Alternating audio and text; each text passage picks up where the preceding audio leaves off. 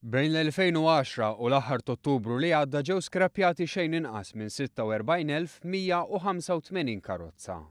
Fl-istess perjodu kien hemm 52,211 il-vettura li ġew iggaraxxjati.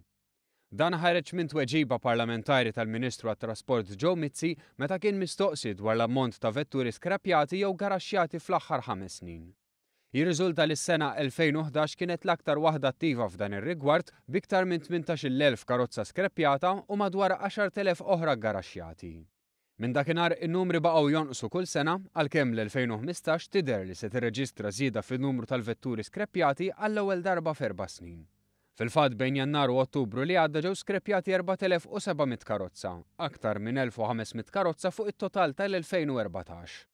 Dan frod diversi skemi varati mill-Gvern fl-aħħar xhur b'mod speċjali fil-budget għall-2016. Propju fl-aħħar jiem Transport Malta ħabbret li mill-ewwel ta' Diċembru bdiet tilqa' l-applikazzjonijiet għal skema ġdida li tinċentiva l-bdil ta' vetturi antiki moħrajn ġodda li jniġġsu inqas. Permezz tal-iskema l-ġdida kull min jixtri vettura li tniġġes sa 100 gramma karbonju kull kilometru jieħu lura 900 euro. 700 euro jingħataw lura lil dawk li jixtru vettura ġdida li tniġġes sa 130 gramma karbonju kull kilometru. Inċentiv akbar jingħata lil dawk li jibdlu l-karozza tagħhom ma' waħda ġdida hybrid. Dawn jingħataw sa massimu ta' 3,000 euro rifużjoni fuq l-ispiża tagħhom. Il-Gvern qed jalloka 500,000 euro għal din l-iskema li tispiċċa la darba l-fondi jiġu eżawriti kollha.